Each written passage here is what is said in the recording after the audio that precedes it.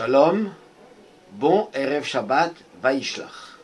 La paracha de notre semaine nous raconte l'histoire de Yaakov qui quitte Lavan après 20 ans de bons et loyaux services, avec toute sa famille, toute une grande richesse.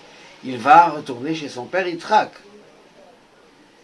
Et sur le chemin, il envoie des cadeaux à son frère Esav pour se réconcilier, pour refaire la paix, puisqu'il s'est réfugié chez Lavan quand Esav voulait le tuer. Yaakov avance, et avant de rencontrer son frère Esav, ne sachant pas l'issue de cette rencontre, il est abordé par un homme qui va lutter avec lui physiquement. Et cet homme-là, en fait, était un ange. Et l'ange de Esav, car chaque peuple, chaque nation a un ange en haut. Et cet ange de Esav veut bien sûr empêcher Yaakov de continuer son chemin. Finalement, il n'arrive pas à vaincre Yaakov. Il essaie de le blesser, il le rend boiteux. Et Yaakov demande à cet ange de le bénir. Et l'ange lui dit, la bénédiction que je te donne, c'est que dorénavant, tu t'appelleras plus Yaakov, Jacob, mais Ki'im Yisraël Yeshemecha. Ton nom sera Israël.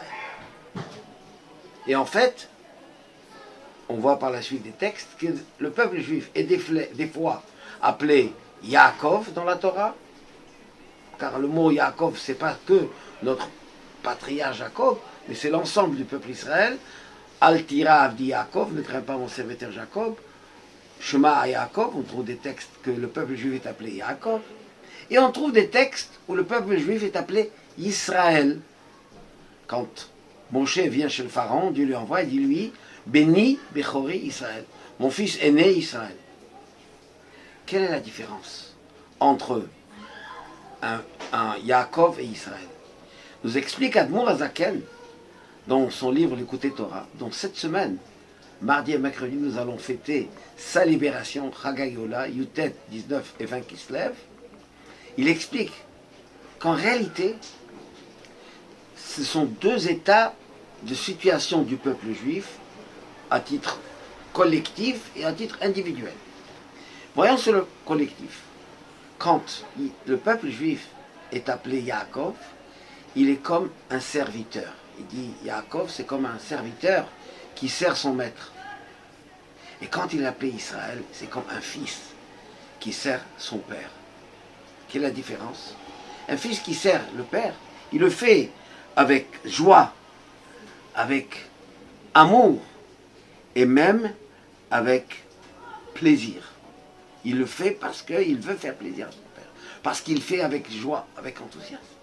Un serviteur, à l'époque ça s'appelle Eved, même l'esclave, il fait les choses parce qu'il est contraint, il n'a pas toujours envie de le faire.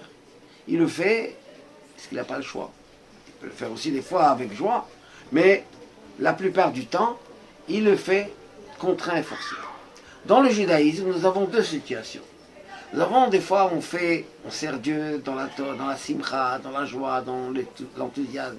On se fait la tfila, on prie, on fait les mitzvot. On est plein d'entrain, de joie. Et des fois, on est dans un état où on n'a pas trop envie. On doit lutter avec les tzara. On doit se dominer, se convaincre pour le faire les choses comme il se doit. Et en fait, les deux situations sont nécessaires. Car au début, on a un Yetzirah, et si on a cette situation, on se sent pas trop envie de le faire les choses, eh bien on le fait quand même. On le fait comme Eved, on le fait comme serviteur qui se soumet. Mais ça nous amène à la deuxième étape, celle de Israël, celle de Ben, où on arrive finalement à servir Dieu avec joie, avec enthousiasme et avec Shalom. Et c'est ça ce qui nous demande la paracha. La Torah nous enseigne, il faut passer de l'étape de Yaakov à l'étape de Israël, et là, on méritera toutes les bénédictions divines avec la Géoula, la rédemption Shlema, complète et parfaite, très prochainement de nos jours. Shabbat Shalom ou Mevorach.